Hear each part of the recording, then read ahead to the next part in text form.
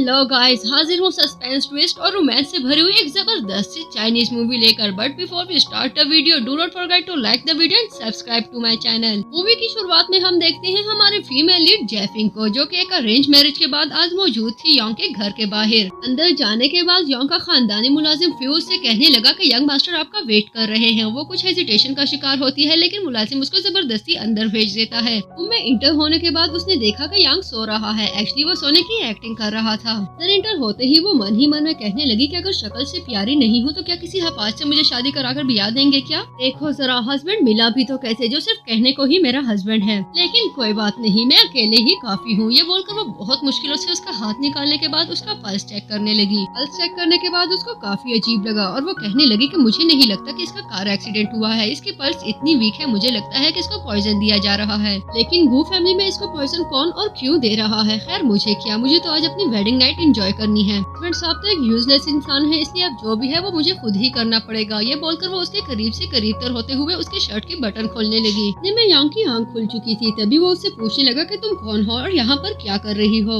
जैफिंग उससे कहती है कि आज खुशी का मौका है, तो मैंने सोचा क्यों ना इस खुशी को एंजॉय किया जाए। जैफिंग एक दफा फिर उससे करीब जाती है तो ना चाहते हुए भी उसको बेड से उठना पड़ा। तभी जैफिंग उससे दूर जाने लगी, लेकिन यांग उसका हाथ पकड़ के उसे अपने करीब लाता है। जैफिंग उससे दूर जाती है, लेकिन यांग एक दफा फिर उसके करीब होने लगा। तभी मजबूरन जैफिंग को उसको रोकना पड़ा, लेकिन उसके रोकने के अंदाज से यांग समझ चुका था कि ये लड़की काफी स्किल्ड है और मन ही मन में कहने लगा कि ये मेडिकल भी जानती है, इससे बचकर रहना होगा क्योंकि ये कोई आम लड़की नहीं लग रही। क्योंकि खुद जैफिंग भी जान चुकी थी कि यांग उसकी स्किल्स के बारे में जान चुका है और मन ही मन में कहने लगी कि अब कुछ भी छुपाने का कोई फायदा नहीं। जब मैं फ्यू एक दफा फिर दरवाजा नॉक करता है, जिस पर वो दोनों ही चौंके। लेकिन दरवाजा खोलने से पहले यांग जैफिंग से कहने लगा कि अगर तुम्हें अपनी जिंदगी जरा भी प्यारी है तो मेरे बारे में किसी को कुछ भी बताने की गलती बिल्कुल भी मत करना। दरवाजा खुलने पर फ्यू अपने कुक के साथ वहाँ पर मौजूद थे और वो जैफिंग से कहने लगे कि यंग मास्टर के मेडिसिन का टाइम हो रहा है, हमें उन्हें मेडिसिन देना होगी। मेडिसिन की खुशबू से जैफिंग को आइडिया हो चुका था कि इस मेडिसिन में ब्रोकन इंटेस्टाइन को यूज किया गया है, जो कि एक बहुत ही खतरनाक पॉइजन है।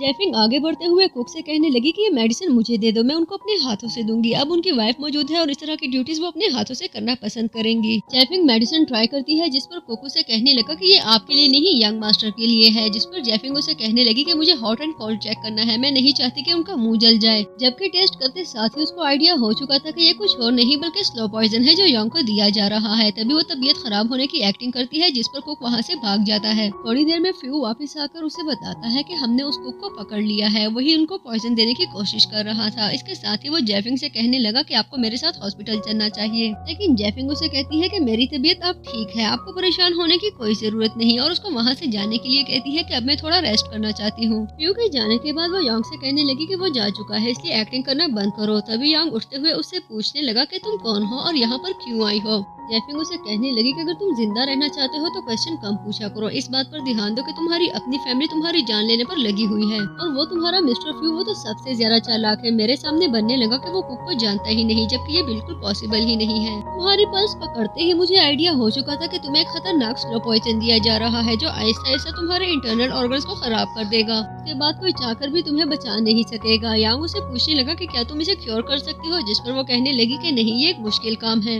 लकीली जो पॉइजन तुम्हें दिया जा रहा है इसको मैं पहले स्टडी कर चुकी हूँ, लेकिन इसको क्योर करने का तरीका मुझे नहीं आता। इसके लिए मुझे तुम्हारा कुछ ब्लड लेकर उसको स्टडी करना पड़ेगा। जिस पर यांग उसे पूछने लगा कि क्या तुम्हारा दिमाग ठीक है? पहले ही मेरी हालत पतली है और ऊपर से तुम्हें भी ब्लड चाहिए। तभी वो कहने लगी कि अगर तुम्हें अपनी जान बचानी है तो फिर तुम्हें मेरे साथ कोऑपरेट करना पड़ेगा, क्योंकि इस वक्त तुम्हारी कंडीशन काफी मिजरेबल है। जब आपकी खुद की फैमिली आपके पीछे पड़ जाए तो कोई भी आपको बचा नहीं सकता। स्पेशली जो बंदा तुम्हें पॉइजन दे रहा है वो काफी डिटरमेंट है। जैफिंग उससे कहने लगी कि क्या तुम ब्लड देने के लिए रेडी हो? जिस पर यांग उसे कहने लगा कि क्या तुम मेरी जान लेना चाहती हो? और इसी तरह वो दोनों बहस करते रहे। कुछ देर में मिस्टर फ्यू एक दफा फिर आकर जैफिंग को मैसेज देता है कि उनकी मदर इन लॉ उनका वेट कर रही है। एक्चुअली वो उससे कोई बात करना चाहती थी। जैफिंग अपनी मदर इन लॉ के पास जाती है तो वो उसको बहुत ही अच्छे से वेलकम करते हुए कहने लगी, मुझे तो यकीन नहीं आता कि किसी लड़की ने मेरे बीमार बेटे को एक्सेप्ट कर लिया है। मैं अपने घर में देखकर मुझे इतनी खुशी हो रही है कि मैं तुम्हें बता ही नहीं सकती, और इसी खुशी में मैं तुम्हें एक बहुत ही अच्छा गिफ्ट देना चाहती हूँ। वो एक बहुत ही एक्सपेंसिव जेड ब्रेसलेट जैफिंग को देती है, जिससे वो वाकई बहुत खुश हो गई थी। जैफिंग खुशी खुशी अपने रूम में इंटर होती है, जहाँ पर यांग पहले ही उसके वेलकम के लिए रेडी खड़ा था। यांग जैफिंग को पकड़ के अपने करीब लाता है, जिसकी वजह से उसके हाथ में मौजूद बॉक्स नीचे गिरकर टूट गया। बॉक्स टूटने की वजह से बॉक्स के अंदर मौजूद एक मिनी कैमरा नीचे गिर गया। तभी यांग वो उठाकर जैफिंग को दिखाते हुए कहने लगा कि ये देखो। कम से कम इस सब के लिए जैफिंग बिल्कुल भी रेडी नहीं थी, लेकिन जल्द ही वो अपने कैरेक्टर में वापस वापस आते हुए वो कैमरा अपने हाथों में उठाकर कहने लगी कि मेरी मदर इन लॉ एक बहुत ही नाइस लेडी है। वो जानती थी कि कैमरे के थ्रू उसको मॉनिटर किया जा रहा है, इसलिए वो अपने कैरेक्टर में रहते हुए कहने लगी कि ये ब्रेसलेट इतना प्यारा है, मुझे शावर लेते हुए भी इस ब्रेसलेट को पहनना पड़ा। और ये कहते हुए उसने कैमरे को वॉशरूम में वेस्ट कर दिया। थोड़ी देर बाद जेफिंग एक दफा फिर योंग के पास आकर उससे पूछने लगी कि तुम्हें क्या लगता है कैमरे के थ्रू तुम्हारे मॉम को पता चल चुका होगा कि तुम खड़े हो सकते हो? जिस पर योंग कहता है कि मुझे नहीं पता, मैं इस बारे में कुछ भी नहीं कह सकता। मैं तो ये भी नहीं जानता कि एक लड़की मेरी फैमिली में आकर मुझसे शादी कर लेती है, पता नहीं इसके पीछे उसका मकसद क्या है। जेफिंग उससे बताने लगी कि एक्चुअली मैं एक सीक्रेट मेडिसिन की तलाश में हूँ जो इनक्योरेबल डिसीजेस को क्योर करने के काम आती है, और रिसेंटली मुझे पता चला है कि वो मेडिसिन इस घर में मौजूद है। उसी मेडिसिन के पीछे पीछे मुझे तुम्हारे साथ शादी करनी पड़ी।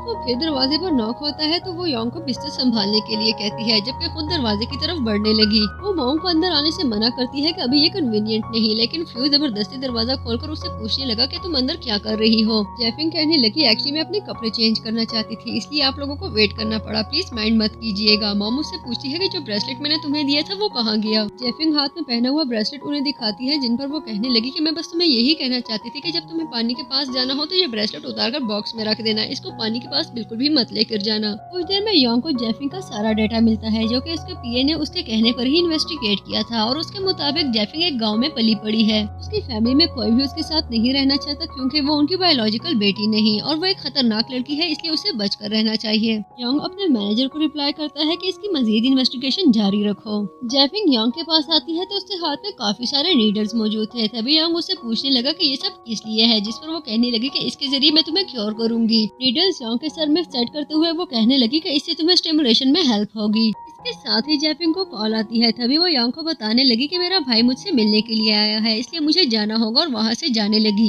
इन शिफ्ट होता है तो हम जेफिंग को एक बहुत ही बदले हुए अपीयरेंस में देखते हैं, जहाँ पर वो अपने पार्टनर च्यू से मिलने के लिए आई थी। च्यू उसको योंग के बारे में इंफॉर्मेशन देते हुए बताने लगा, ऐसा लगता है जैसे उसने अपनी सारी जिंदगी अकेले ही गुजारी है, जो पिक्चर्स मैं तुम्हें दे रहा हूँ ये 6 महीने पहले की है। जेफिंग उसे कहने लगी कि इसके अलावा भी जो इन्वेस्टिगेशन हो सके सारी जरूर करवा, मुझे उसके बारे में एक एक बात पता होनी चाहिए। कुछ देर में जेफिंग वापस योंग के पास आ चुकी थी, और उसको देखते हुए वो सोचने लगी कि कितनी गलत बात है, आखिर किसी की बायोलॉजिकल मॉम उसको पॉइजन कैसे दे सकती है। कीनन यंग अडॉप्टेड है, लेकिन नहीं, ऐसा कैसे हो सकता है? इसकी शक्ल अपनी मॉम से इतनी मिलती है, कहीं ऐसा तो नहीं कि उन्होंने इसकी प्लास्टिक सर्जरी करवाई हुई हो? लेकिन नहीं, प्लास्टिक सर्जरी कैसे हो सकती है? इसकी शक्ल कितनी नेचुरल लगती है। वो आगे बढ़कर योंग के चेहरे को छूने लगी तो वो उससे पूछता है कि तुम क्या कर रही हो।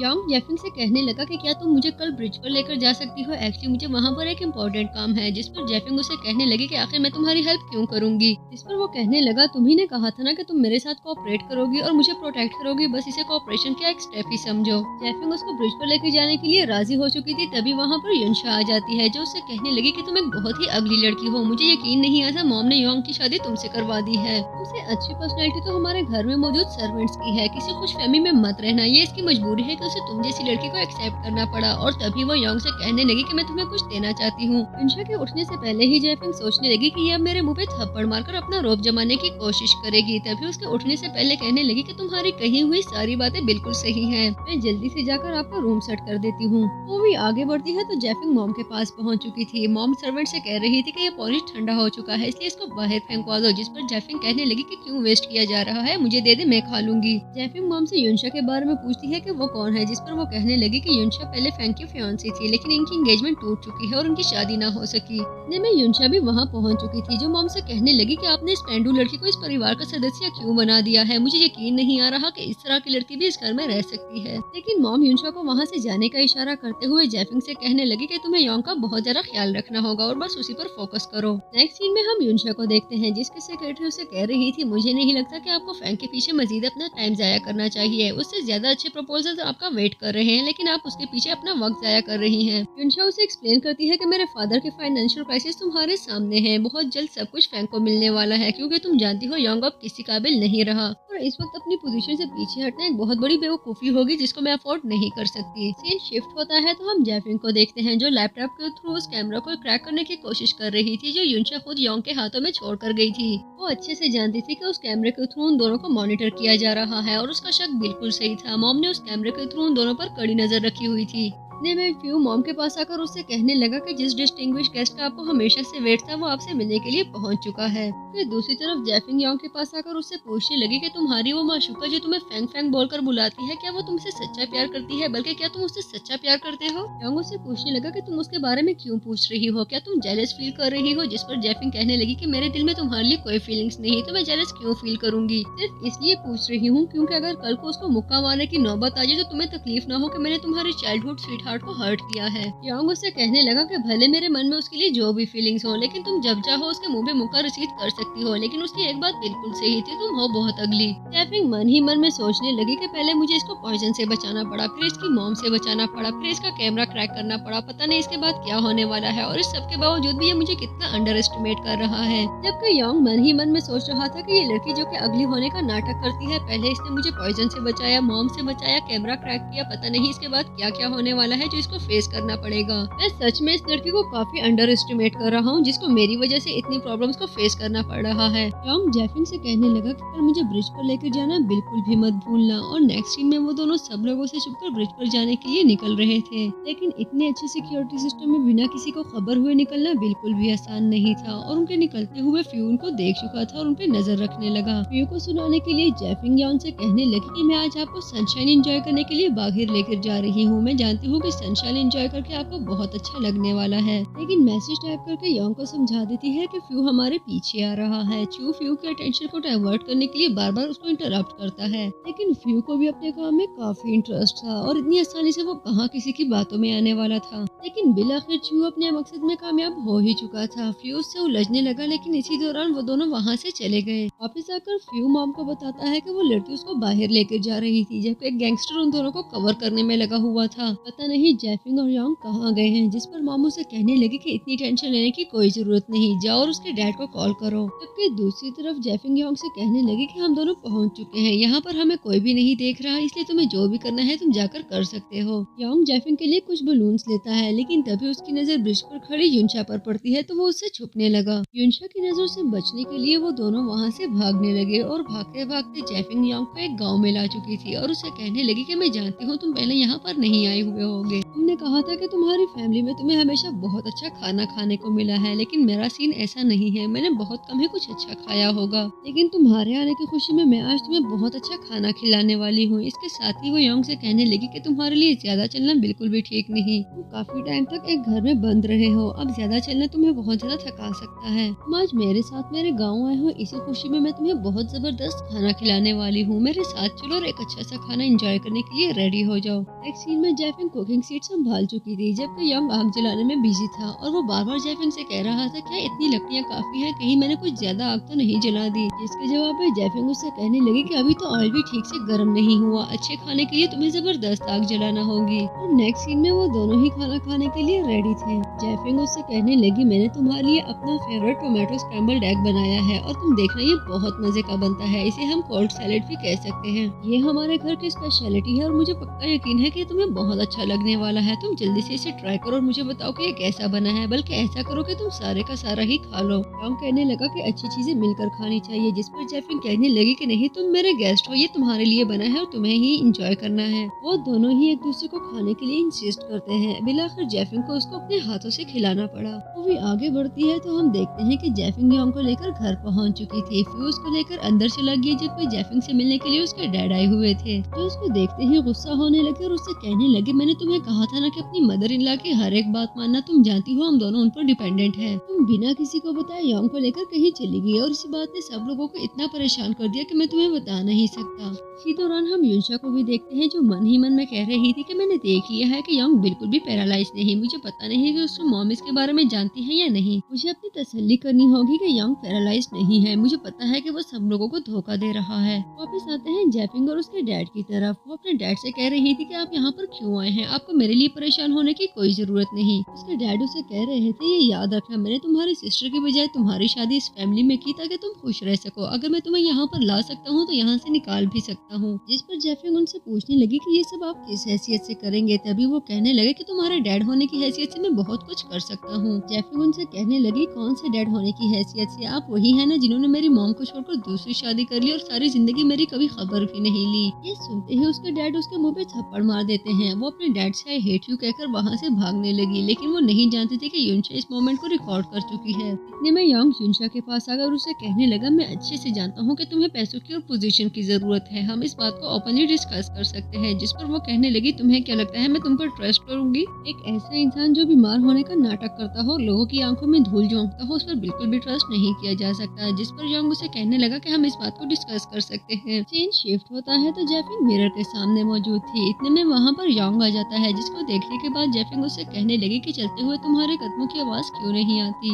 योंग जेफिंग से कहने लगा, तुम्हारे पीठ पर जख्म मौजूद है, जिसके बारे में वो बताती है कि एक्चुअली ये काफी पुराना घाव है, क्या तुम मेरे लिए इस पर मरहम लगा सकते हो? एक्चुअली मेरा हाथ इस तक नहीं पहुंचता। तभी योंग उस पर मरहम लगाने के लिए आगे बढ़ने लगा। मरहम लगाते हुए योंग जेफिंग से उसके डैड के आने की रीजन पूछने लगे, जिस पर वो बताने लगी कि मैं बिना परमिशन तुम्हें यहाँ से लेकर गई थी, ये बात उन्हें किसी ने बता दी और वो इसी बारे में बात करने के लिए यहाँ पर आए थे। मरहम लगाते हुए उसको काफी पेन हो रही थी। तभी योंग उसको आराम आराम से सहलाने लगा। जबकि दूसरी तरफ हम युनशा को देखते हैं, जो रिपोर्टर को कॉल करके उससे कह रही थी कि पता नहीं आप इंटरेस्टेड होंगे या नहीं, लेकिन मेरे पास आपको देने के लिए जियांग फैमिली की एक बड़ी न्यूज है। नेक्स्ट सीन में हम जेफिंग को देखते हैं, जो योंग के साथ मौजूद थी और न्यूज देख रही थी। न्यूज में उसी की फैमिली को डिस्कस किया जा रहा था। न्यूज में बताया जाता है कि गू फैमिली के लड़के योंग की शादी जिस लड़की से हुई है वो जियांग फैमिली की बड़ी नहीं बल्कि छोटी बेटी है। इस बात को भी डिस्कस किया जाता है कि जेफिंग की फैमिली गाँव में रहती थी। योंग उसे ये सब देखने से मना करता है, जिस पर वो कहने लगी कि मुझे अपनी फैमिली के बारे में सब कुछ जानना है। योंग उससे पूछने लगा कि क्या ये सब तुम्हें परेशान नहीं कर रहा? जिस पर वो कहने लगी कि मुझे फर्क नहीं पड़ता, तुम्हारी फैमिली तुमसे जान छुड़ाना चाहती है, मैं अच्छे से जानती हूँ, तुम्हें जान से मारकर वो तुम्हारा इल्जाम मुझ पर लगा देंगी, फिर उनके लिए ये इल्जाम मेरे ऊपर लगे या मेरी सिस्टर के ऊपर, उन्हें फर्क नहीं पड़ता। हमारे पास करने के लिए और कुछ भी नहीं, अब बस यही ऑप्शन है कि हम खाएं पिए और मौज करें। लेकिन आधे अपाहिज इंसान, मैं तुमसे पूछना चाहती हूँ, उन्होंने मुझे सी अगली लड़की को तुम्हारे सर पर थोप दिया है, क्या तुम्हें गुस्सा नहीं आता? जिस पर वो कहने लगा कि नहीं, मुझे बिल्कुल भी गुस्सा नहीं आता।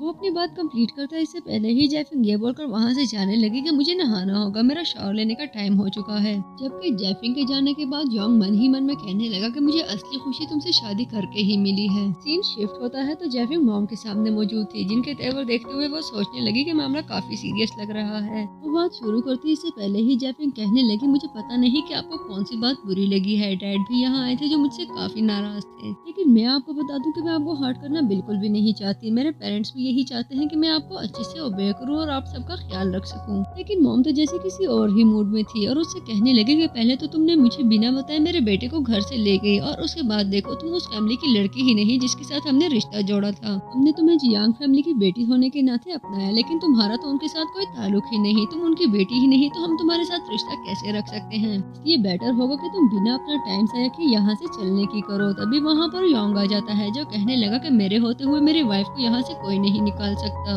योंग को इस तरह चलता हुआ देखकर सभी लोग शॉक हो चुके थे, लेकिन वो कहने लगा कि अब मैं ठीक हूँ, इसलिए मेरे लिए किसी को भी परेशान होने की कोई जरूरत नहीं। और जिस तरह इस घर में मेरी वाइफ को ट्रीट किया जा रहा है ये मुझे बिल्कुल भी अच्छा नहीं लग रहा। तभी युनशा उससे कहने लगी, तुम नहीं जानते तुम्हारी वाइफ ने तुमसे और हम सबसे बहुत बड़ा झूठ बोला है। जिस जियांग फैमिली का नाम ये अपने साथ जोड़ती है ये उसका सदस्य ही नहीं है। जिस पर योंग कहने लगा कि मुझे इन बातों से बिल्कुल भी फर्क नहीं पड़ता, वो जियांग फैमिली के मेंबर हो या ना हो, लेकिन मैं उससे सच्चा प्यार करता हूँ और मेरे लिए यही काफी है। युनशा उससे कहने लगी कि हम दोनों बचपन के दोस्त हैं, हम दोनों ने हमेशा एक दूसरे को पसंद किया है और एक दूसरे से शादी करना चाहते थे, लेकिन इन लोगों ने तुम्हारे सर पर इस लड़की को तोप दिया। मैं हमेशा से जानती थी कि तुम मुझे पसंद करते हो, प्लीज सबको बता दो कि तुम्हारे मन में मेरे लिए कितनी अच्छी फीलिंग्स हैं। हम बचपन से एक दूसरे को पसंद करते थे, ये कल की आई हुई लड़की मुझे कहाँ रिप्लेस कर सकती है। जिस पर योंग कहने लगा कि अगर हमारे फ्रेंडशिप के लिए तुम्हारे मन में जरा भी इज्जत है प्लीज उसकी खातिर मुझसे और मेरी वाइफ से दूर रहो। जिस पर युनशा रिएक्ट करते हुए मॉम से कहने लगी कि आपको मेरे लिए डिसीजन लेना होगा, लेकिन मॉम उसको पेशेंट रहने के लिए कहती है। योंग आगे बढ़ते हुए अपनी मॉम को थैंक्स कहता है कि आपने इस दुनिया की सबसे अच्छी लड़की के साथ मेरी शादी करवा दी, वो प्यारी है या नहीं मुझे बिल्कुल भी फर्क नहीं पड़ता, मैं उसको जो है जैसी है की बुनियाद पर पसंद करता हूँ। और अगर आप लोग नहीं चाहते कि हम सबका मजाक बने तो फिर इस बात को यहीं पर खत्म कर दे। मैं नहीं चाहता मेरी वाइफ के साथ किसी भी किस्म की इनजस्टिस हो। मूवी आगे बढ़ती है तो योंग और जेफिंग घर पहुंचे, जहाँ पर उसकी मॉम बाहर ही उसका वेट कर रही थी।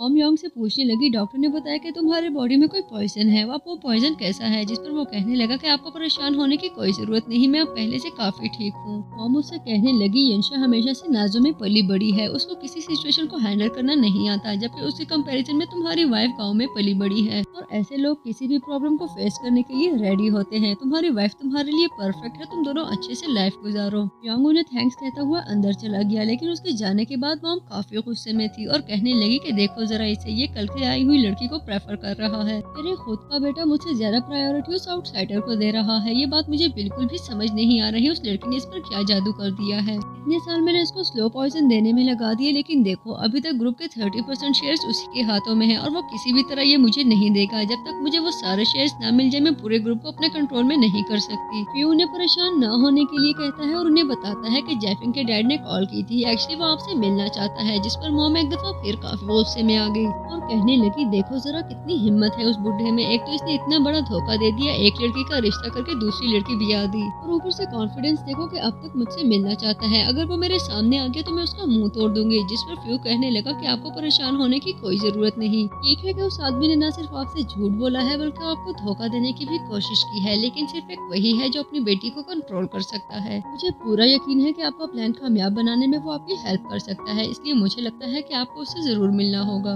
मॉम कहने लगी कि ठीक है, अगर ऐसा है तो मैं उससे मिल लूंगी, लेकिन अगर इस बार उसने कोई धोखा दिया तो मैं उसका सर फोड़ दूंगी। फ्यू मॉम के करीब बैठते हुए उनको रिलैक्स फील करवाने लगा। मूवी आगे बढ़ती है तो यंग जैफिंग के पास आता है। जैफिंग उससे कहने लगी तुमने सब लोगों के सामने झूठ बोला कि तुम मुझसे प्यार करते हो, इस परिवार के सभी लोग झूठे और मकार हैं। यंग कहने लगा कि मेरे परिवार के लोग झूठे और मकार होंगे, लेकिन मैं उनकी तरह नहीं हूँ। मैंने जो भी कहा बिल्कुल मन से कहा। मैं तुम्हें भी बता रहा हूँ कि मैं तुम्हें बहुत पसंद करता हूँ। जैफिंग उससे कहने लगी मैंने तुम लोगों से झूठ बोलकर तुम्हारी फैमिली में एंट्री ली। मैंने झूठ बोला था कि मैं जियांग फैमिली की मेंबर हूँ, जबकि ऐसा कुछ भी नहीं है। अपने यहाँ आने की वजह मैं तुम्हें पहले भी बता चुकी हूँ कि मुझे एक सीक्रेट मेडिसिन चाहिए जो कि इस घर में मौजूद है। तुम इस घर के बड़े हो, तुम्हें जरूर पता होगा कि वो मेडिसिन कहाँ पर है। प्लीज अगर तुम उस मेडिसिन के बारे में जानते हो तो मुझे बता दो। जिस पर यंग कहने लगा कि मैं तुम्हें कुछ भी नहीं बताने वाला। अचानक से जैफिंग की तबीयत खराब होने लगी। तभी यंग उससे पूछने लगा कि तुम्हें क्या हुआ है, मैं अभी डॉक्टर को कॉल करके बुलाता हूँ। लेकिन जैफिंग उसे मना करते हुए कहने लगी कि मैं खुद ही एक डॉक्टर हूँ। यंग के पूछने पर जैफिंग बताने लगी कि मुझे एक अजीब सी बीमारी है जिसको क्योर करना पॉसिबल नहीं। उसके बस एक ही मेडिसिन है जो सीक्रेट मेडिसिन है, और उसी सीक्रेट मेडिसिन को हासिल करने के लिए मैं आज इस घर में मौजूद हूँ। लेकिन मैं जानती हूँ कि तुम अपनी बात के बहुत पक्के हो, तुम मुझे उस मेडिसिन के बारे में कुछ नहीं बताने वाले। लेकिन यंग का पत्थर दिल तो जैफिंग की खराब तबीयत देखते ही पिघल चुका था और वो उससे कहने लगा कि इस घर में एक सीक्रेट रूम मौजूद है और वो मेडिसिन उसी में है। उसके पूछने पर यंग उसे बताता है कि वो रूम घर की पिछली साइड पर मौजूद है। तभी जैफिंग मेडिसिन हासिल करने के लिए उस रूम में चली जाती है, लेकिन उसके वहाँ से जाने के बाद यंग कहने लगा कि उस रूम की की हासिल करने के लिए ही मैं तुम्हें ब्रिज पर लेकर गया था, लेकिन मुझे उसकी की वहाँ पर नहीं मिल सकी, इसलिए वो रूम लॉक्ड है। नेक्स्ट सीन में हम यंग को देखते हैं जो अपने ऑफिस में मौजूद था और अपने पीए से कह रहा था कि मैंने एक डॉक्टर के बारे में सुना है जो उन बीमारियों को भी ठीक कर सकता है जो क्योरेबल नहीं है। मेरे बिहाफ पर उन्हें कॉन्टेक्ट करो और उनसे कहो कि मुझे एक बहुत ही स्पेशल बीमारी की सीक्रेट मेडिसिन चाहिए। अगर वो मुझे वो मेडिसिन दे दे तो इसके बदले में मैं उन्हें कुछ भी देने के लिए रेडी हूँ।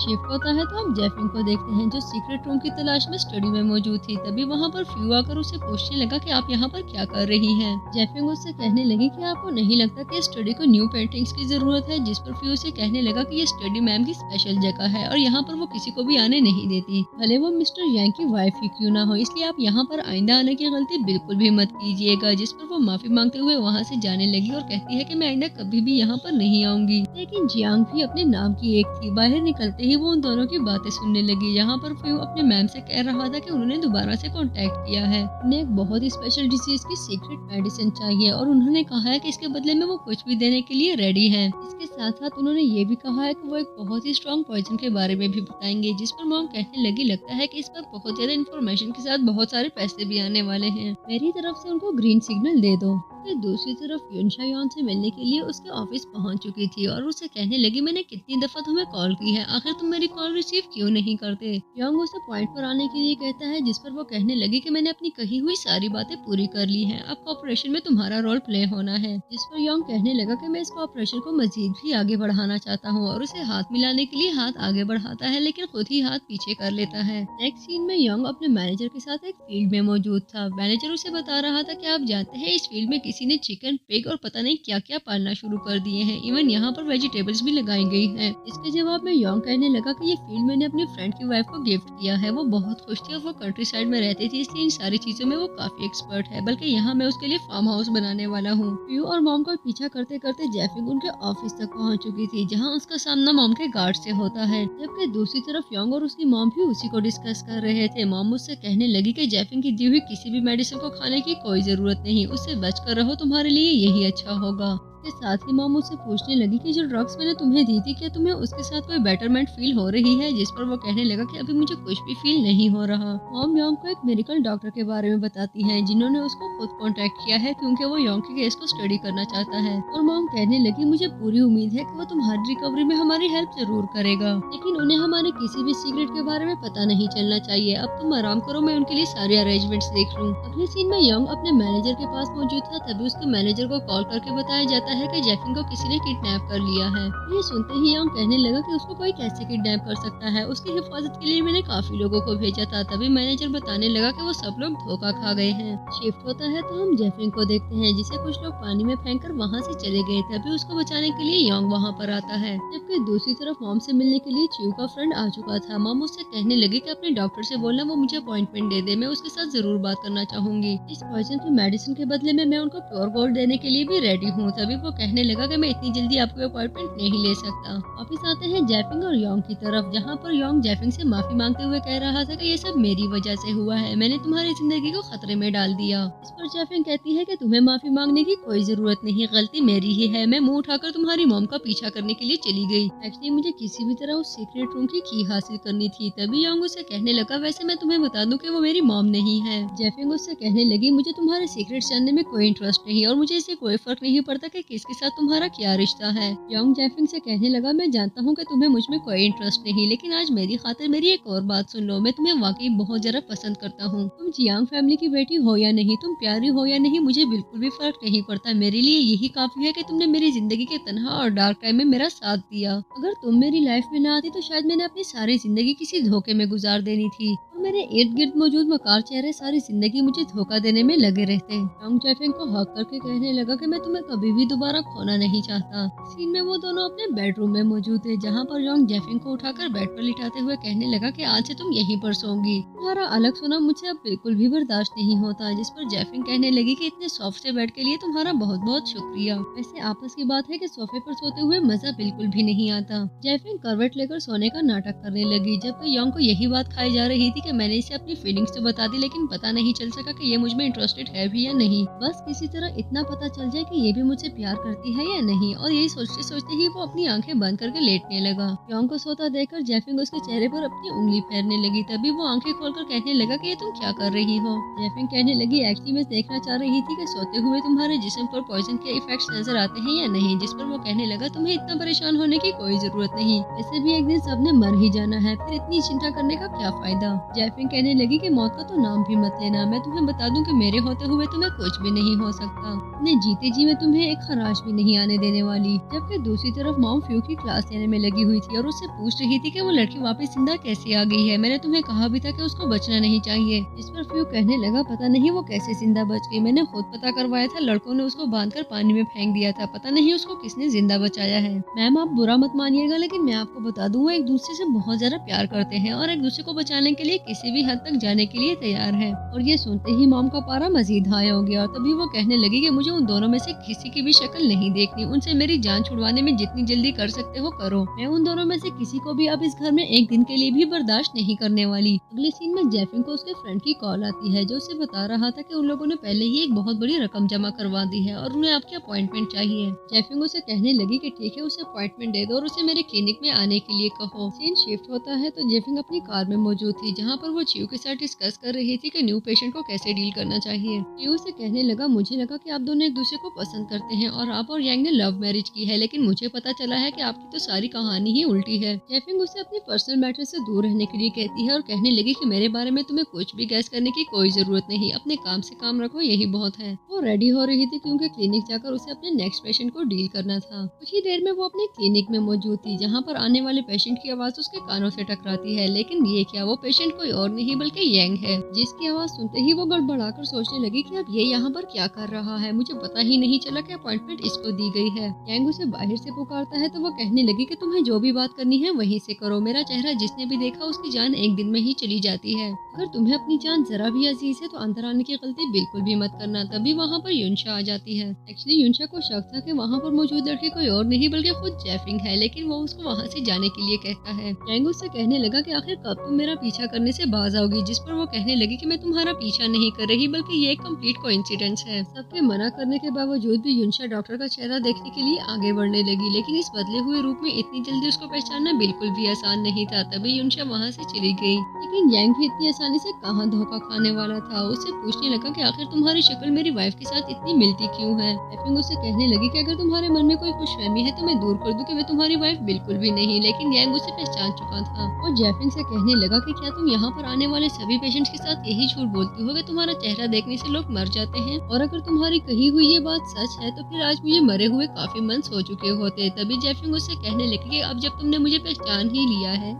क्यों ना खुल के बात की जाए। यांग उससे काफी नाराज था कि ये तुमने कौन सा झूठ बोला, मुझे रोज रोज तुम्हारे नए रूप देखने को मिलते हैं। जैफिंग उससे कहने लगी मैंने तुम्हें पहले ही बता दिया था कि मैं एक मकसद के पीछे तुम्हारे घर में इंटर हुई हूँ, इसलिए किसी भी चीज के लिए खुद को मेंटली प्रिपेयर रखो। लेकिन यांग का गुस्सा अब भी अपनी जगह पर कायम था और वो उससे कहने लगा कि तुमने मुझे बार्गेनिंग चिप के तौर पर यूज किया है और तुम्हारी ये बात मुझे बिल्कुल भी पसंद नहीं आई। तभी जैफिंग कहने लगी कि तुम्हारा अपने बारे में क्या ख्याल है, तुम्हारे घर में हर बंदा अपनी जुबान में छुरी छुपा कर फिरता है, लेकिन मैं तुम्हें बता दूं कि अपने मकसद को हासिल करने के लिए मैं कभी भी पीछे नहीं हटूंगी, भले कुछ भी हो जाए। और अगर तुम्हें मेरे इस एटीट्यूड से इतना ही मसला है तो बेहतर होगा कि हम दोनों ब्रेकअप कर ले। ये सुनते ही उसका दिल तो जैसे टूट ही गया और वो कहने लगा ऐसा लगता है जैसे तुम पहले ही ब्रेकअप के बारे में सोच कर बैठी हुई थी, मुझे नहीं लगता कि ब्रेकअप के बाद तुम मुझे जरा भी मिस करोगी। जिस पर जैफिंग कहने लगी कि मैं तुम्हारी फैमिली की साजिशों से तंग आ गई हूँ, तुम्हारे घर के रूल्स काफी स्ट्रिक्ट हैं। अभी वो उसको एक वॉच दिखाते हुए कहने लगी कि ये लिमिटेड एडिशन है, तुम्हें अच्छे से पता होगा कि तुम्हारी फैमिली में इसको कौन यूज करता है। यांग उससे पूछता है कि ये वॉच तुम्हारे पास कहाँ से आई, जिस पर वो बताने लगी कि मेरे क्लिनिक में एक पेशेंट आए थे और ये वॉच उन्हीं की है। उन्हें एक पॉइजन की मेडिसिन चाहिए थी और मैंने उन्हें बताया कि इस मेडिसिन के लिए एक सीक्रेट इंग्रेडिएंट चाहिए होगा, तो उन्होंने कहा कि वो इसको ला सकते हैं। मुझे पूरा यकीन है कि वो यकीनन तुम्हारा कोई फैमिली मेंबर होगा और वो तुम्हारी फैमिली से ही वो इंग्रेडिएंट लाएगा। हमें उस पर नजर रखना होगी ताकि हमें पता चल सके वो मेडिसिन कहाँ पर है। वो भी आगे बढ़ती है तो जैफिंग और यांग एक फील्ड में मौजूद थे, जहाँ पर जैफिंग उससे पूछ रही थी कि तुम मुझे यहाँ पर क्यों लाए हो। यांग उससे बताता है कि मैं तुम्हें ये फील्ड गिफ्ट करना चाहता हूँ, जिस पर वो कहने लगे कि भला मैं इस फील्ड का क्या करूंगी। यांग कहने लगा कि मुझे नहीं पता तुम इसके साथ क्या करोगी, मैं तुम्हें पूरी फ्रीडम देना चाहता हूँ, तुम्हारा जो जी मैं यहाँ कर सकती हो। तुमने अपनी सारी जिंदगी एक गाँव में गुजारी है और तुम्हें अच्छे से पता है कि फील्ड के साथ क्या किया जाना चाहिए, और वैसे भी ये सब तो बस बहाने हैं। मैं तो तुम्हारे साथ ज्यादा से ज्यादा समय बिताना चाहता हूँ ताकि मुझे पता चल सके तुम्हारी और कितनी आइडेंटिटीज छुपी पड़ी है।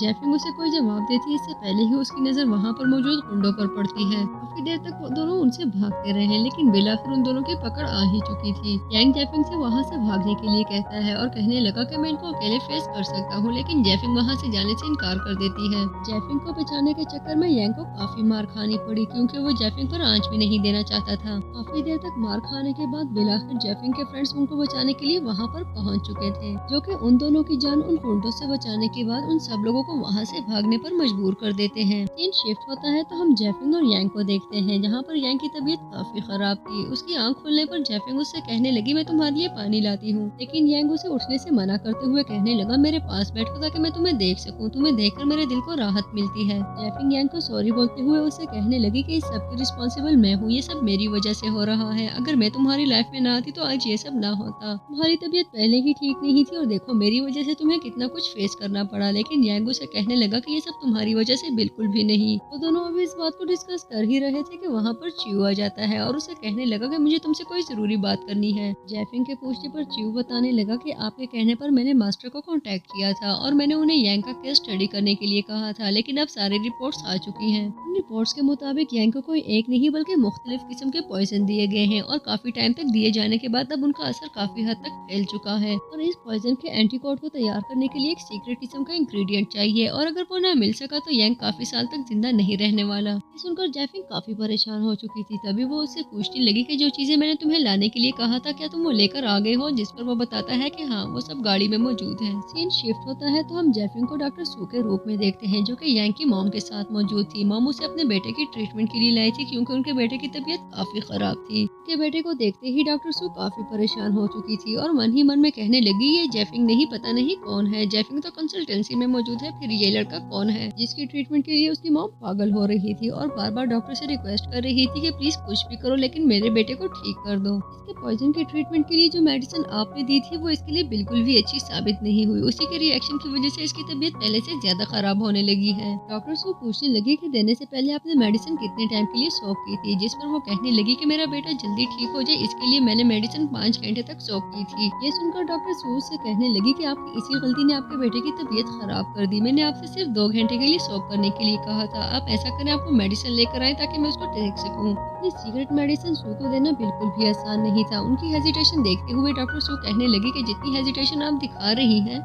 नहीं आपके बेटे का ट्रीटमेंट डिले होता जाएगा, आप प्लीज जल्दी करें। तभी मजबूरन उनको वो मेडिसिन लानी ही पड़ी। मेडिसिन लेने के बाद डॉक्टर सू उन्हें बाहर जाने के लिए कहती है और उन्हें बताती है कि मैं किसी के सामने ट्रीटमेंट नहीं करती, ये मेरा असूल है। चाहते हुए भी वो मेडिसिन और अपने बेटे को अकेले छोड़कर उन्हें बाहर जाना पड़ा। कुछ ही देर में डॉक्टर सू बाहर आकर उनसे कहने लगी कि आपका बेटा बिल्कुल ठीक है, अगली बार मेडिसिन यूज करने के लिए वही प्रोसीजर फॉलो कीजिएगा जो मैंने आपको समझाया है। तभी मामू से कहने लगी कि वो मेडिसिन सीक्रेट मेडिसिन है, उसके बारे में किसी को भी बताने की गलती बिल्कुल भी मत करना। जिस पर डॉक्टर सू कहने लगी कि इस बारे में आपको परेशान होने की कोई जरूरत नहीं। एक्चुअली जेफिंग उस सीक्रेट मेडिसिन को एक फेक मेडिसिन से रिप्लेस करते हुए अपने साथ लेकर जा रही थी। लेकिन मॉम की शार्प नजरों के सामने ये सब करना बिल्कुल भी आसान नहीं था, इसलिए ना चाहते हुए भी उसे वो मेडिसिन मॉम को देनी ही पड़ी। अगले सीन में हम जेफिंग और यांग को देखते हैं जो कि एक ब्रिज पर मौजूद था। तभी जेफिंग उससे गुवान के बारे में पूछती है, जिस पर वो बताने लगा कि एक्चुअली वो मेरा स्टेप ब्रदर है। मेरी मॉम को मेरे डैड ने डिवोर्स दे दी थी, लेकिन डिवोर्स के बाद उन्हें पता चला कि वो दोबारा से प्रेग्नेंट है और वो इस प्रेगनेंसी को बिल्कुल भी नहीं चाहती थी। बचपन से लेकर आज तक उन्होंने मुझसे जान छुड़ाने की हर एक कोशिश की है और सबसे ज्यादा नफरत वो मुझसे इसलिए भी करती है क्योंकि मैं बिल्कुल अपने डैड की तरह हूँ। शायद यही वजह है कि गुमान भी मुझसे बहुत ज्यादा नफरत करता है क्योंकि वो डैड को बहुत ज्यादा आइडियलाइज करता था।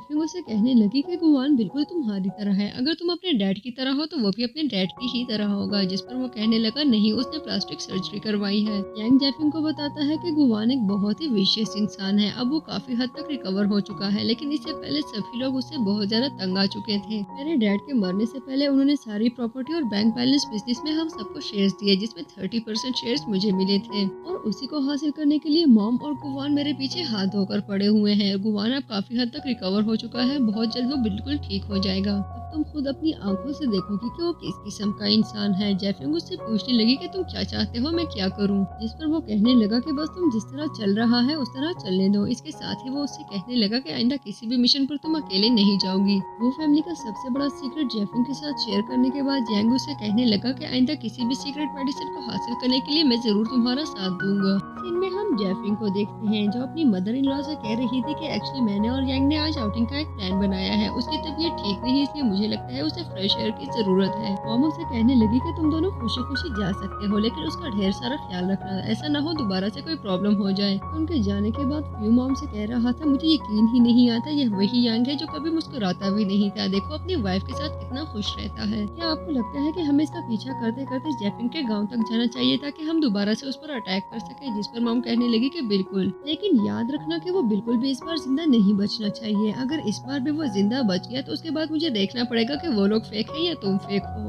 इस पर फ्यू ने कहने लगा कि आपको परेशान होने की कोई जरूरत नहीं, ऐसा समझे कि वो दोनों पहले ही मर चुके हैं। आगे बढ़ती है तो जेफिंग यांग के साथ काफी टाइम बाद अपने गांव में मौजूद थी, जहां पर उसके सभी रिलेटिव्स और फ्रेंड्स उसको वेलकम करने के लिए रेडी थे। उसका फ्रेंड उससे कहने लगा कि यहाँ पर मेरे सेकंड अंकल का एक रेस्टोरेंट है, मैं तुम्हें यकीन दिलाता हूँ कि वहाँ पर खाना खाकर तुम्हें बहुत मजा आने वाला है। जेफिंग और यांग उन्हें लंच पर ज्वाइन करने के लिए बिल्कुल रेडी थे और कुछ ही टाइम में उनको लंच सर्व किया जा चुका था, लेकिन उसके फ्रेंड के ही कहने पर उसके सेकंड अंकल ने उसके वाइन में कुछ मिला दिया था। ढेर सारा खाना खाने के बाद और बहुत सारी वाइन पीने के बाद यांग कहने लगा कि वाकई तुम्हारे अंकल के हाथों में बहुत ज्यादा जायका है। जेफिंग के फ्रेंड उससे कहने लगे कि अभी तो तुमने मेरे अंकल के पीनट्स भी नहीं ट्राई किए, मैं अभी तुम्हें उनके फ्राइड पीनट्स खिलाता हूँ, तुम्हें बहुत अच्छा लगेगा। फिर में जेफिंग और यांग दोनों की तबीयत बहुत ज्यादा खराब हो चुकी थी और वो दोनों ही बेहोश हो गए। तभी उनके फ्रेंड सब लोगों से कहने लगे कि हम इन्हें हॉस्पिटल लेकर जा रहे हैं, ऐसा लगता है कि उन्होंने कुछ ज्यादा ही खा लिया है, आप लोगों को परेशान होने की कोई जरूरत नहीं। अगले सीन में वो दोनों एक सुनसान सी जगह पर मौजूद थे, जहाँ पर वो लोग इस बात को डिस्कस कर रहे थे कि क्यों ना जेफिंग और यांग को यहीं पर दफना दिया जाए। लेकिन दफनाने से पहले उनमें से एक कहने लगा कि पहले मैं बॉस को इन्फॉर्म कर दूं कि उनका बताया हुआ काम हो चुका है। जबकि दूसरी तरफ गुवान बिल्कुल ठीक हो चुका था और वो अपनी मॉम के पास आकर उसे कहने लगा कि हमने एक बहुत ही हार्ड जर्नी की है, हमारे बुरे दिन खत्म हो चुके हैं, अब हमें प्रॉस्पर करने से कोई भी नहीं रोक सकता। तभी वो अपने बेटे का कोट उतारते हुए कहने लगी, हाउसकीपर ये कोट रख दो, लेकिन फ्यू नहीं आता। वो फ्यू को उसके नाम से बुलाते हैं तो वो जल्दी उनके पास आ जाता है। नेक्स्ट सीन में फ्यू गुवान के साथ उसके रूम में मौजूद था, जहाँ पर गुवान यांग के कपड़े और उसकी पिक्चर्स नीचे गिराते हुए कहने लगा कि इन सब चीजों को जला दो। इस बात पर फ्यू से कहने लगा कि हमने तो वो पूरे का पूरा आदमी ही जला दिया है, आप सिर्फ उनकी चीजों की बात कर रहे हैं। इसके साथ ही गुवान उसको डैड बुलाते हुए उसे थैंक्स कहता है कि इतने बुरे दिनों में आपने हमारा बहुत ज्यादा साथ दिया। जो सुनते ही फ्यू कहने लगा कि वो सब छोड़ो, तुम बस अपनी कंपनी संभालने की तैयारी करो। कुछ देर बाद गुवान अपनी मॉम के पास वापस आता है और उसे पूछने लगा कि यांग मर चुका है, अब हम उसकी इक्विटी का क्या करेंगे। जिस पर उसकी मॉम कहने लगी कि ये तुम कैसे बच्चों वाली बातें कर रहे हो, तुम जानते हो कि इसी दिन के लिए तो हमने इतने सालों से प्लानिंग की है और यांग मरा नहीं बल्कि तुम खुद यांग हो। ये सुनते ही वो चिल्लाने लगा और कहने लगा कि मुझे यांग मत बुलाओ, मुझे उसके नाम से, उसकी शक्ल से, हर चीज से नफरत है। मुझे ऐसी जिंदगी नहीं जीनी जहाँ पर मुझे उसका मनहूस साया अपने चेहरे पर पड़ता हुआ नजर आता है। मेरे डैड को मेरे घर में हाउसकीपर बुलाया जाता है, मेरी अपनी कोई आइडेंटिटी नहीं, सारी जिंदगी मैंने उसका पीछा करते हुए गुजार दी, उसे जान छुड़ाने के पीछे मेरी आधी जिंदगी जाया हो गई है। तभी मॉम उसे शांत रहने के लिए कहने लगी और उसे समझाने लगी कि हमारे बुरे दिन खत्म हो चुके हैं, अब तुम्हें सिर्फ हमारे ग्रुप को संभाल कर उसे डोमिनेट करना है। अगले सीन में जेफिंग गुयान के साथ मौजूद थी, जहाँ पर गुयान उससे कह रहा था कि मैं जान सकता हूँ कि इतनी ग्रेसफुल डॉक्टर ने मुझे क्यों बाहर बुलाया है। गुयान उसे थैंक्स कहता है कि आपने मेरी जिंदगी बचाई, लेकिन वो कहने लगी कि ये मेरी प्रोफेशनल लाइफ का एक हिस्सा है। अभी गुयान उसे कहने लगा कि अगर आपको कभी भी लगे कि आपको मेरी जरूरत है या कोई फेवर चाहिए तो मुझे बिला झिझक जरूर कहिएगा, या अगर अपनी इस डेट के बदले में आपको कोई अमाउंट चाहिए तो मुझे जरूर बताइएगा। तभी वो कहने लगी कि ऐसी कोई बात नहीं है, मुझे किसी चीज की बिल्कुल भी जरूरत नहीं। एक्चुअली मुझे आपके साथ एक प्रॉब्लम डिस्कस करनी है। मेरा एक शूटर है जो मुझे काफी दिनों से हरास कर रहा है। मैंने काफी लोगों को हेल्प के लिए कहा, लेकिन कोई भी उसका सामना करने के लिए रेडी नहीं। तभी मुझे सूझा कि आप जैसा पावरफुल इंसान है उसके साथ कम्पीट कर सकता है। क्या आप चंद दिनों के लिए मेरा बॉयफ्रेंड बनने की एक्टिंग कर सकते हैं? एक्चुअली मैं चाहती हूँ कि मेरे बॉयफ्रेंड को देखकर वो मेरा पीछा छोड़ दे। जिस पर वो कहने लगा कि ठीक है। डॉक्टर सूज से कहने लगी कि अगर आपको बुरा न लगे तो क्या मैं कुछ दिनों के लिए आपके घर में आपकी गर्लफ्रेंड बनकर रह सकती हूँ? जिस पर वो कहने लगा कि ठीक है, मुझे कोई इशू नहीं। एक्चुअली डॉक्टर सूज ने उसको जानबूझकर वहाँ पर बुलाया था क्योंकि जेफिंग को गुयान के कमरे की तलाशी लेनी थी। लॉकर पर बार बार गलत पासवर्ड लगाने की वजह से गुयान को नोटिफिकेशन आता है तो वो वहाँ से जाने लगा। तभी जेफिंग यांग को मैसेज करके बताने लगी कि तुम्हारा भाई घर आने वाला है। जेफिंग का मैसेज आते ही यांग वहाँ से जाने लगा, लेकिन जाने से पहले जब वो एक लास्ट ट्राई करता है तो लॉकर खुल चुका था। यांग के जाने के बाद गुयान वहाँ पहुंचकर अपना लॉकर खोलता है जो कि खाली था।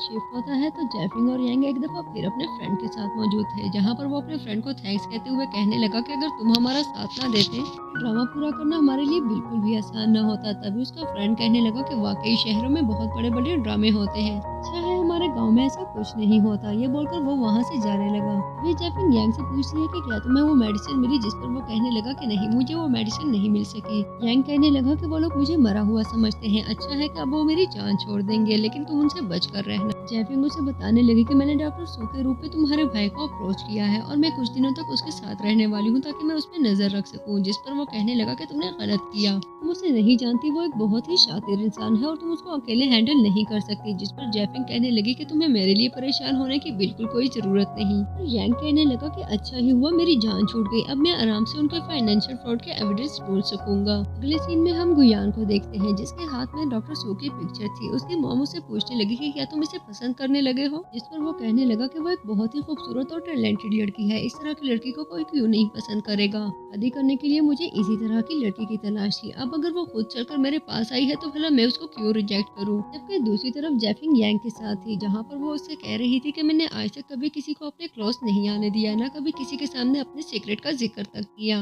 लेकिन तुम्हारे सामने मैंने अपने सारे मास्क उतार कर फेंक दिए। क्या तुम मेरा साथ दे सकते हो? क्या मैं तुम पर ट्रस्ट कर सकती हूँ? प्लीज मुझे कभी भी धोखा मत देना। यांग मैं तुम पर ट्रस्ट कर सकती हूँ ना? जिस पर वो कहने लगा कि हाँ, लेकिन सिर्फ तब जब तुम मेरे साथ सच बोलो।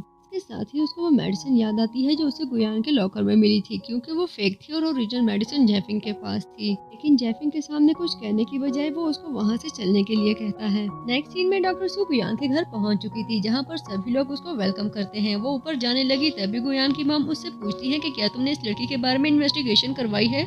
गुयान बताने लगा कि हाँ, मैंने इस लड़के की कंप्लीट इन्वेस्टिगेशन करवाई है जो कि बिल्कुल क्लियर है। ये अभी अब्रॉड से आई है, इसने वहाँ पर चाइनीज मेडिसिन को स्टडी किया है। मैं वहाँ पर युनशा आ चुकी थी क्योंकि मॉम और गुयान के लिए गिफ्ट्स भी लाई थी, लेकिन तभी वहाँ पर सू वापस आ जाती है, जिसको देखते ही उसका मूड खराब हो गया और वो उससे कहने लगी कि तुम्हारी शक्ल एक ऐसी लड़की से मिलती है जिससे मुझे नफरत है। गुयान युनशा को इस तरह की बातें करने से मना करने लगा, जिस पर सू कहती है कि कोई बात नहीं, मैं जानती हूँ इनका सेंस ऑफ ह्यूमर बहुत अच्छा है। कुछ देर में सू गुयान के साथ उसके रूम में पहुंच चुकी थी, जहां पर वो उसे प्रपोज करने लगा, लेकिन सू कहती है कि मुझे सोचने के लिए कुछ टाइम चाहिए। जबकि दूसरी तरफ युनशा स्टडी रूम में मौजूद सीक्रेट डोर को खोलने में कामयाब हो चुकी थी। युनशा ने सिर्फ दरवाजा ही नहीं खोला बल्कि वो रूम के अंदर मौजूद लॉकर खोलने में भी कामयाब हो चुकी थी और उसके अंदर मौजूद डॉक्यूमेंट सब उसके हाथ लग चुके थे। अगले सीन में गुयान स्विमिंग पूल में बैठा हुआ था, तभी उसके पास सू आती है जो उससे पूछ रही थी कि तुम्हारी तबीयत मुझे आज ठीक नहीं लग रही, क्या कोई बात तुम्हें परेशान कर रही है? गुयान उसे कहने लगा, पता नहीं मुझे तुम्हें बताना चाहिए या नहीं, लेकिन एक बात है जो मुझे बहुत ज्यादा डिस्टर्ब कर रही है। हो सकता है ये बात शेयर करने के बाद तुम मेरे साथ शादी करने से ही इनकार कर दो। लेकिन वो कहने लगी कि नहीं, तुम्हें ये बात मेरे साथ जरूर शेयर करनी चाहिए, हो सकता है मैं तुम्हारी कोई हेल्प कर सकूं। गुयान सू को बताता है कि उसके लॉकर में मौजूद की किसी ने चुरा ली है। उस दिन डिनर करने के बाद जब वो घर पहुंचा तो उसे पता चला कि उसकी की किसी ने चोरी कर ली है। अब उसके पास वो की मौजूद ही नहीं। ये सुनते ही जैफिंग को सबसे पहला ख्याल यांग का आता है, जिससे उसने पूछा था कि क्या वो की तुमने हासिल कर ली है। तभी वो उसे बताने लगा कि नहीं, वो की वहाँ पर मौजूद ही नहीं थी। गुयान सू से पूछने लगा कि तुम किस सोच में पड़ गई हो, जिस पर वो कहने लगी कि नहीं नहीं, मैं कुछ भी नहीं सोच रही, मैं सिर्फ इतना सोच रही थी कि अगर वो की गुम हो गई है और सीक्रेट मेडिसिन अब है ही नहीं तो तुम्हारा इलाज कैसे होगा।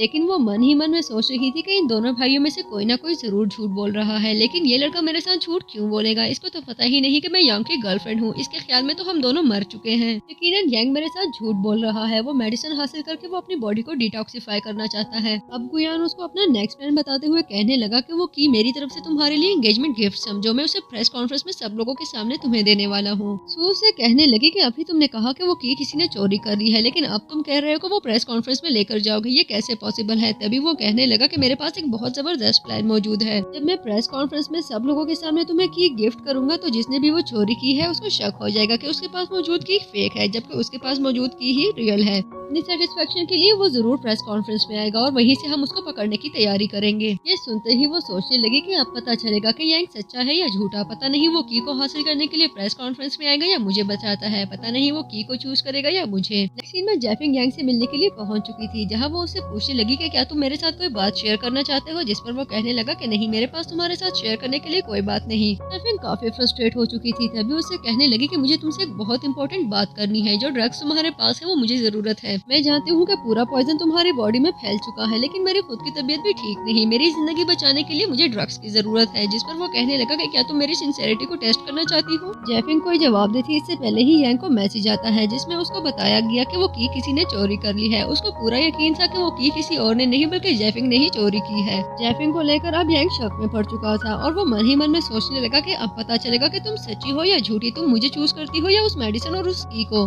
मूवी आगे बढ़ती है तो प्रेस कॉन्फ्रेंस स्टार्ट हो चुकी थी। तभी गुयान अनाउंस करता है कि उसकी बीमारी के दौरान डॉक्टर सू ने उसका बहुत ज्यादा ख्याल रखा। यही वजह है कि उन दोनों ने शादी करने का फैसला कर लिया है और आज उन दोनों की एंगेजमेंट है। और एंगेजमेंट गिफ्ट के तौर पर वो अपने फियांसे को अपनी सबसे कीमती चीज देना चाहता है। ये बोलते हुए वो की उसको दे देता है। तभी वहाँ पर यांग आ जाता है, जिसको देखते ही सब लोग सोचने लगे कि इन दोनों में से रियल कौन है। यांग को देखकर गुयान को बिल्कुल भी हैरत नहीं हुई और वो उससे कहने लगा कि मैं जानता था, आज नहीं तो कल तुम अपनी बिल से निकलकर बाहर जरूर आओगे। पिछली मॉम यांग को गुयान के रूम में देख चुकी थी और उन्होंने गुयान को बताया कि वो अभी तक जिंदा है, जिस पर वो कहने लगा कि मैं एक प्रेस कॉन्फ्रेंस अरेंज करने वाला हूँ। जब उसको पता चलेगा कि वो की रियल नहीं फेक है तो वो जरूर आएगा। लेकिन रियल शॉक गुयान को तब लगता है जब सू भी उसको छोड़कर यांग के पास चली गई। गुयान सू से पूछने लगा कि तुम कौन हो, जिस पर वो कहने लगी कि मैं तुम्हारी भाभी जान हूँ। तुम शायद जानते नहीं, लेकिन मैं यांग की वाइफ हूँ। तुम्हारी मॉम मुझे बहुत अच्छे से जानती है। तुम जितने ही चालाक से ही लेकिन मुझसे धोखा खा गए। वाकई हर शेर को सवा शेर लगता है और आज तुम्हारा दिन खत्म हुआ। लेकिन गुयान को मात देना भी कोई आसान काम नहीं था। वो कहने लगा कि भले तुम रूप बदलकर मुझे धोखा देने में कामयाब हो चुकी थी, लेकिन मैं तुम्हें बता दूं कि इस ग्रुप के 70% शेयर्स अभी भी मेरे हाथों में हैं। अगर मैं चाहूँ तो तुम दोनों को खड़े खड़े धक्के देकर बाहर निकलवा सकता हूँ। इसलिए अपनी चालाकी पर फख्र करने की तुम्हें कोई जरूरत नहीं। मैं यांग के डैड आगे आते हुए कहने लगे कि तुम झूठ क्यों बोल रही हो। मैंने तुम्हारी शादी गू फैमिली के बड़े बेटे से की थी और वही तुम्हारा हस्बैंड है। इस दूसरे के साथ रहने के बारे में तुम सोचना भी मत। लेकिन जैफिंग उनकी एक नहीं सुनने वाली थी और उनसे कहने लगी कि अगर आप मेरी रिस्पॉन्सिबिलिटी नहीं उठा सकते थे तो आपको मेरे बारे में फैसला करने की भी कोई जरूरत नहीं। मैं अपने फैसले खुद कर सकती हूँ, इसलिए आप अपने काम से काम रखें। इन कहानी में सबसे बड़ा ट्विस्ट तब आता है जब वहाँ पर युनशा आकर उन दोनों की वो वीडियो चलाती है जिनमें वो लोग डिस्कस कर रहे थे कि किस तरह उसने यांग का फेस यूज किया। प्लास्टिक सर्जरी करने के बाद वो यांग की पर्सनैलिटी को यूज करता रहा।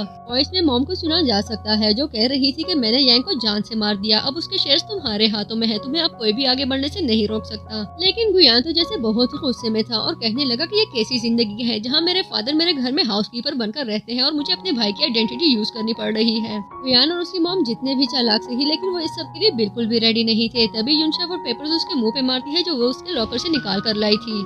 डॉक्यूमेंट्स के मुताबिक वो यांग का रियल भाई है ही नहीं, ना ही इस कंपनी और ना ही प्रॉपर्टी में उसका कोई हिस्सा बनता है, जिस पर च्यू और उसके फ्रेंड उनका मजाक उड़ाने लगे। लेकिन मॉम गुस्से में सबसे कहती है कि अगर मेरे बेटे के बारे में किसी ने एक लफ्ज भी कहा तो बिल्कुल भी ठीक नहीं होगा। अंकी तो जैसे बस हो चुकी थी, वो युनशा को सबक सिखाने के लिए आगे बढ़ने लगा। तभी यांग उसको रोकते हुए कहने लगा कि जो रियलिटी है उसी को एक्सेप्ट कर लो तो तुम्हारे लिए अच्छा होगा। यान उसे कहने लगा कि तुम्हें इतना फख्र करने की कोई जरूरत नहीं, जिस लड़की के लिए तुम इतना इतरा रहे हो कल को वो तुम्हें भी छोड़कर चली जाएगी। जिस पर जैफिंग आगे बढ़ते हुए कहने लगी कि मुझे लेकर मेरे हस्बैंड को कोई इनसिक्योरिटी नहीं, मैंने जिंदगी के हर मोड़ पर उनका साथ दिया है और वो मुझे बहुत अच्छे से जानते हैं। वो आप जैसे लोग होते हैं जो सारी जिंदगी माल और दौलत के पीछे लगे रहते हैं लेकिन उनके हाथ कुछ भी नहीं आता। तभी गुयान के डैड उसे कहने लगे कि मैंने अपनी सारी जिंदगी तुम्हें प्रोटेक्ट करने पर लगा दी, तुम्हारे फ्यूचर को सिक्योर बनाते बनाते मेरे बाल सफेद हो गए लेकिन तुम्हारा फ्यूचर सिक्योर ना हो सका। मेरी सारी मेहनत तुम्हारी वजह से जाया हो चुकी है। आज तुम पैदा ही ना होते तो आज मेरी जिंदगी थोड़ी सुकून में होती। ये बोलते ही उन्हें हार्ट अटैक आ गया। तभी गुयान डॉक्टर को बुलाता है लेकिन कोई भी उनकी हेल्प करने के लिए आगे बढ़ने वाला नहीं था। जबकि दूसरी तरफ जैफिंग के डैड उसके पास आते हुए कहने लगे कि देखो मैं कितना बेवकूफ हूँ, मैंने कितना बड़ा धोखा खा लिया। मैं गुयान को इनका असली बेटा समझता था लेकिन यांग ही इनका असली शहजादा है। तुम मेरी अक्लमंद बेटी हो, तुमने बहुत अच्छा किया जो तुमने मेरी एक भी बात नहीं मानी, वरना आज तुम सब कुछ खो चुकी होती। मुझे तुम पर बहुत फख्र है। के जवाब में जैफिंग उसे कहती है मुझे ना तो आपके नाम की जरूरत है, ना आपके प्यार की और ना ही आपकी तसल्ली की, इसलिए अपनी सारी चीजें अपने पास रखें और आइंदा मुझे कभी भी कांटेक्ट करने की कोशिश बिल्कुल भी मत कीजिएगा। जैफिंग और यांग वहाँ से जाने लगे। तभी उनका सामना एक दफा फिर युनशा से होता है और उसको याद आया कि युनशा को ये सब करने के लिए यांग ने ही कहा था। एक्चुअली यांग ने युनशा के साथ प्रॉमिस किया था कि अगर वो उनके साथ कोऑपरेट करे तो वो अपने ग्रुप में एक कंपनी उनके नाम करके उनको फाइनेंशियल क्राइसिस में से निकलने में हेल्प कर सकते हैं। यांग और जैफिंग उनको थैंक्स बोलते हुए वहाँ से जाने लगे।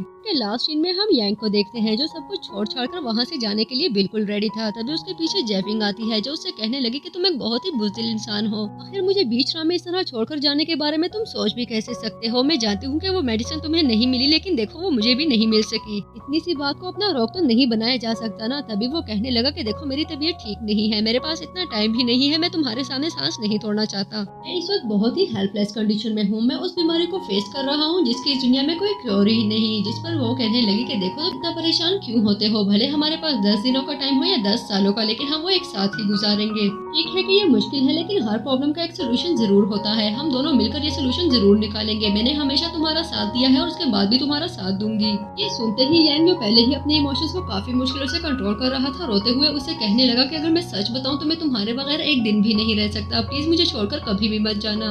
यांग उसको किस करने के लिए आगे बढ़ता है और इसके साथ ही हमारी मूवी एंड हो चुकी थी। मजीद ऐसी जबरदस्त मूवीज के लिए स्टे ट्यून्ड।